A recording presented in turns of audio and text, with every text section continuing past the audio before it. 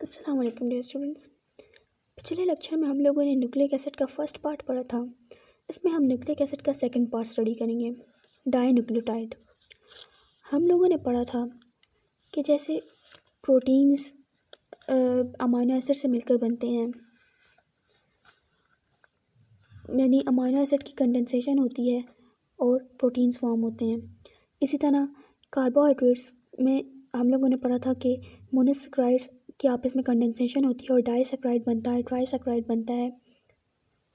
इस तरह जो डाइन्यूक्लियोटाइड्स है, इसमें न्यूक्लियोटाइड्स आपस में कंबाइन होंगे, यानी दो न्यूक्लियोटाइड आपस में कंबाइन होंगे और डाइन्यूक्लियोटाइड फॉर्म करेंगे। अब जब न्यूक्लियोटाइड्स ज्वाइन होते हैं तो जैसे कार्बोहाइड्रेट्स की कंडेंसेशन होती है या अमाइनो एसिड्स की कंडेंसेशन होती है तो उनसे एक वाटर मॉलिक्यूल रिलीज होता है। लेकिन जब न्यूक्लियोटाइड्स आपस में ज्वाइन होंगे तो ये H2O की बजाय पायरोफॉस्फेट को रिलीज़ करेंगे। Pyrophosphate are two phosphate groups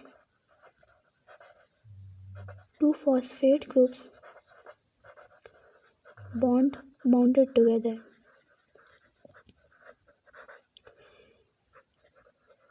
और जब हम इसको H2O देंगे तो इस पायरोफॉस्फेट की क्लीवेज होगी और ये great deal of energy release करेंगे।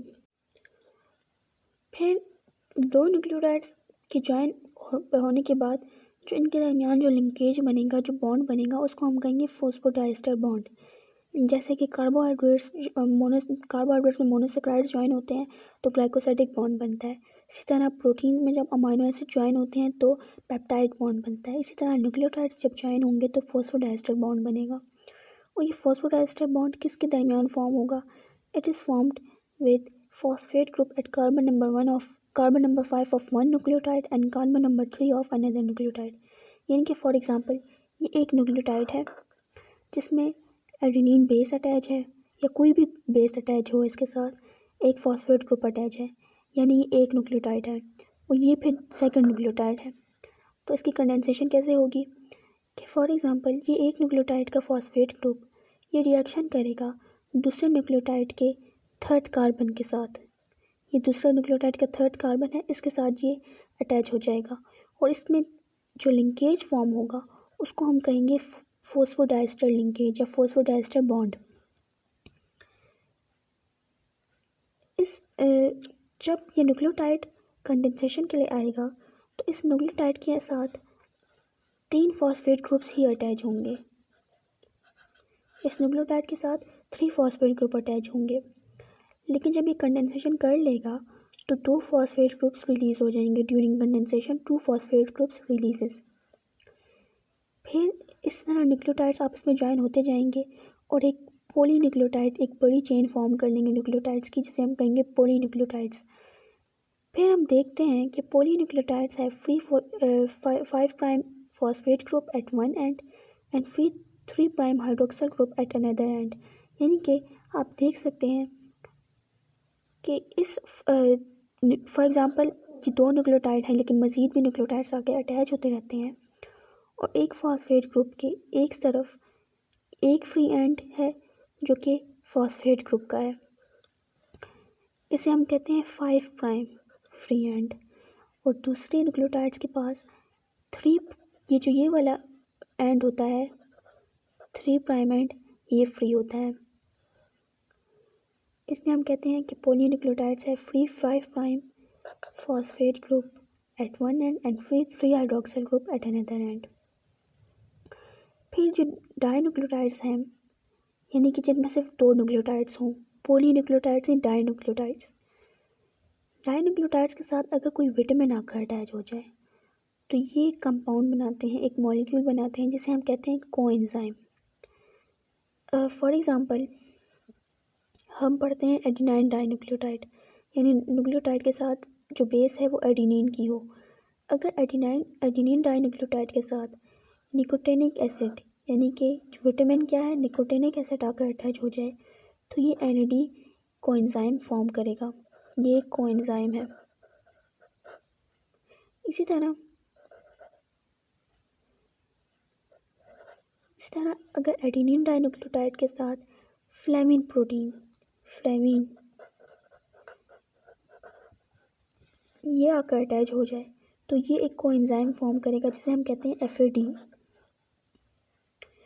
इस NAD और FAD में भी great amount of energy present होती है और ये फिर आगे रिस्पायरेशन में और फोटोसिंथेसिस में रिड्यूस होते हैं और ऑक्सीडाइज होते हैं, जो कि आगे हम चैप्टर 4 में पढ़ेंगे। फिर हम जो न्यूक्लिक एसिड की मेन टाइप्स हैं DNA एंड RNA, उनकी तरफ चलते हैं, क्योंकि ये तो हम लोगों ने पढ़ लिया कि न्यूक्लिक एसिड की कंपोजिशन कैसे होती है, न्यूक्लियोटाइड्स के ज़रिए होती है। ये न्यूक्लियोटाइड्स आपस में ज्वाइन होते रहते हैं और पॉली न्यूक्लियोटाइड्स की चेन बनाते हैं, जिससे फिर आगे DNA और RNA बनता है। DNA क्या है हमारे पास? हमें पता है कि DNA हेरिडिटरी मटेरियल है और ये क्रोमोसोम्स के अंदर न्यूक्लियस में प्रेजेंट होता है। DNA की फॉर्मेशन कैसे होती है? DNA में डीऑक्सीराइबोस प्रेजेंट है, जिसे हम देख चुके हैं पिछले लेक्चर में कि डीऑक्सीराइबोस में जो राइबोस है उसके सेकंड कार्बन पर जो हाइड्रोक्सिल ग्रुप होता है उसमें ऑक्सीजन नहीं है प्रेजेंट, तो उसे हम कहते हैं डीऑक्सीराइबोस। इसके अलावा DNA में नाइट्रोजिनस बेसिस अटैच होती हैं thymine, adenine, guanine and cytosine. इसके अलावा DNA में फॉस्फोरिक एसिड भी प्रेजेंट होगा। हमने जो यूरेसिल नाइट्रोजिनस बेस पढ़ी थी, ये DNA में नहीं होती, ये RNA में होगी। फिर अरविंद चरगाफ ने 1951 में DNA के बारे में कहा कि DNA में जो नाइट्रोजिनस बेसिस होती हैं ये एक स्पेसिफिक रेशियो में प्रेजेंट होती हैं, यानी ये जो एडेनिन, थायमीन, गवानीन और साइटोसिन है ये एक स्पेसिफिक रेशियो में प्रेजेंट होंगी। जो एडेनिन है इसका रेशियो थायमीन के इक्वल होता है DNA में, और जो गवानीन है इसका रेशियो साइटोसिन के इक्वल होगा, यानी जितना एडेनिन है उतना थायमीन और जितना साइटोसिन है उतनी गवानीन प्रेजेंट होगी। फिर मॉरिस विल्किन ने और रोजलैंड फ्रैंकलिन ने बाद में DNA का एक्स डिफ्रेक्शन स्ट्रक्चर शो किया। उन्होंने कहा कि जो DNA है ये डबल हेलिक्स स्ट्रक्चर होता है इसका, और जो इसका एक टर्न है उसकी लेंथ 3.4 नैनोमीटर होती है, और ये जो डबल हेलिकल स्ट्रक्चर है या ये जो डुप्लेक्स है इसकी जो वेथ होती है ये 2 नैनोमीटर वेथ होती है, और इसमें जो नाइट्रोजिनस बेसिस अटैच हैं उनके दरमियान, यानी एक नाइट्रोजिनस बेस से दूसरे नाइट्रोजिनस बेस के दरमियान जो स्पेस होगी वो 0.34 नैनोमीटर की लेंथ की होगी। इसके बाद वॉटसन एंड क्रिक ने मॉडल पेश किया ये कैम्ब्रिज यूनिवर्सिटी के स्टूडेंट्स थे। इन्होंने जो मॉडल पेश किया उसको हम कहते हैं Watson and Crick model of DNA। इन्होंने DNA का फिजिकल मॉडल पेश किया था। इन्होंने कहा कि DNA 2 पॉलीन्यूक्लियोटाइड की चेन से मिलकर बना हुआ है। DNA is made up of 2 polynucleotides chain, और ये जो 2 पॉलीन्यूक्लियोटाइड्स चेन होती हैं ये आपस में एंटी पैरेलल प्रेजेंट होती हैं।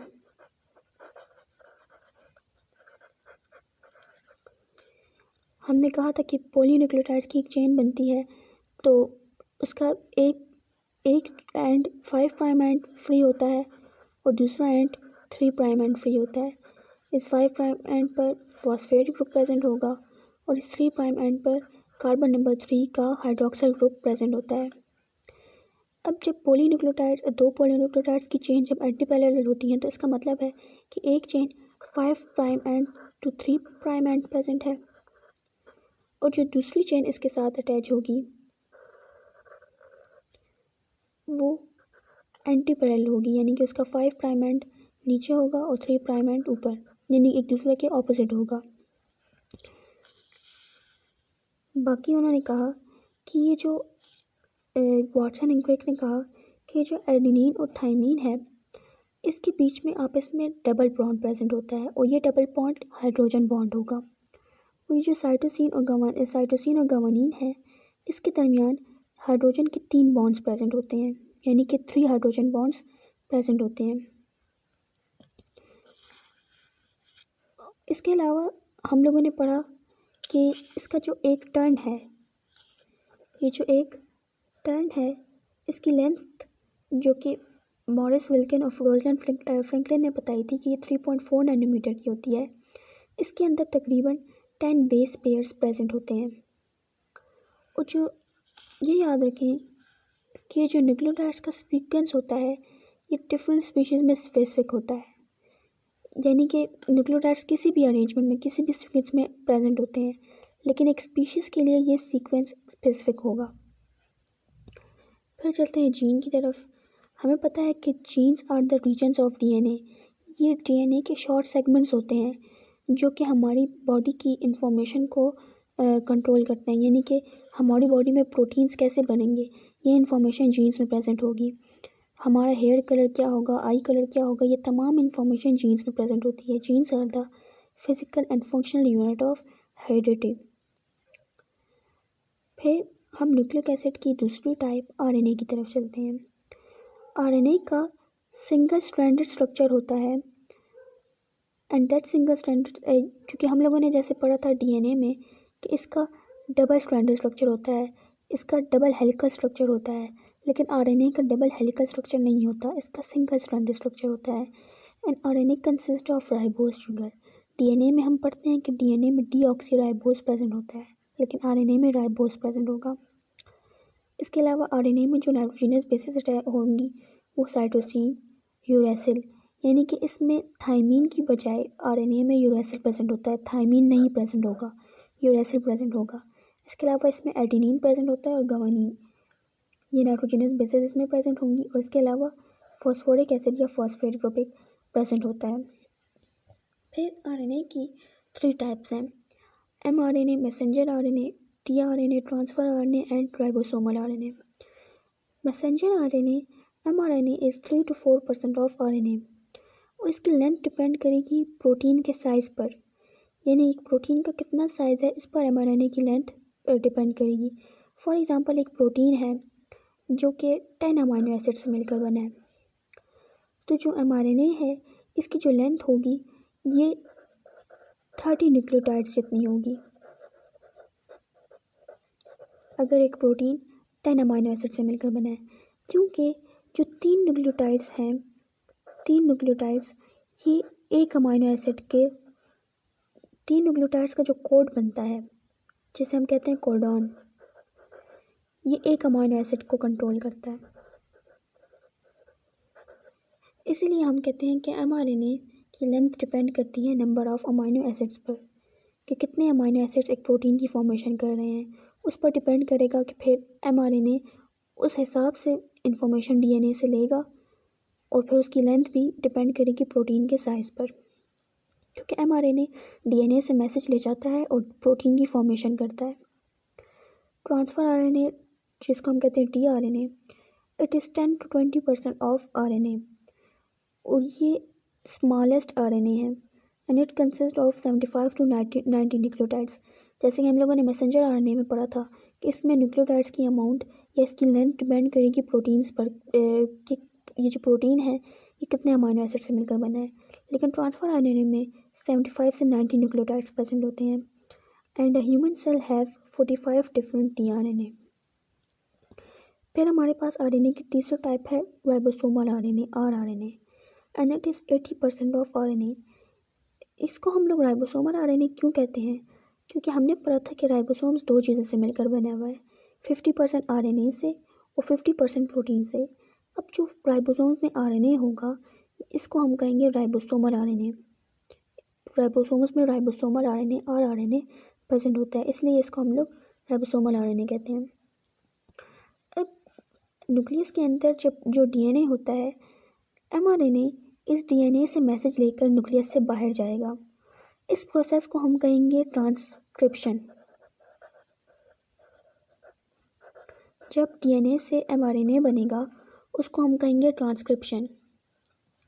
फिर ये एमआरएनए न्यूक्लियस के बाहर आएगा और राइबोसोम्स के पास आकर अटैच हो जाएगा। हम लोगों ने पढ़ा था कि राइबोसोम्स की 2 यूनिट होते हैं, स्मॉल सब यूनिट एंड लार्ज सब यूनिट। तो एमआरएनए सबसे पहले बाहर आकर स्मॉल सब यूनिट पे आकर अटैच होता है, फिर इन पर लार्ज सब यूनिट भी आकर अटैच हो जाएगा। फिर जो ट्रांसफ़र आरएनए है ये साइटोप्लाज्म से अमाइनो एसिड लेकर आते हैं। हर टीआरएनए, हर ट्रांसफ़र आरएनए हर अमाइनो एसिड के लिए हर एक अमाइनो एसिड के लिए स्पेसिफिक होता है। जो ट्रांसफ़र आरएनए अमाइनो एसिड लाते हैं तो फिर अमाइनो एसिड आपस में ज्वाइन होते रहते हैं और एक चेन फॉर्म कर लेते हैं, पॉलीपेप्टाइड की चेन फॉर्म कर लेते हैं, जिससे बाद में प्रोटीन बनता है। इस प्रोसेस को हम लोग कहते हैं ट्रांसलेशन। पहले प्रोसेस में जिसमें डीएनए से एमआरएनए बनता है, इसको हम ट्रांसक्रिप्शन कहेंगे, और दूसरे प्रोसेस में जिसमें फिर एमआरएनए से प्रोटीन बनेगा, उसे हम कहेंगे ट्रांसलेशन। वेरी इंपॉर्टेंट टॉपिक है इस चैप्टर का, और थोड़ा सा मुश्किल है इसलिए क्योंकि इसमें थोड़ी वैल्यूज़ हैं और ये वैल्यूज़ बहुत ज़्यादा इंपॉर्टेंट है। ईटा के हिसाब से भी ये वैल्यूज़ बहुत ज़्यादा इंपॉर्टेंट है, इसलिए ये ज़रूर याद रखनी है। Thank you.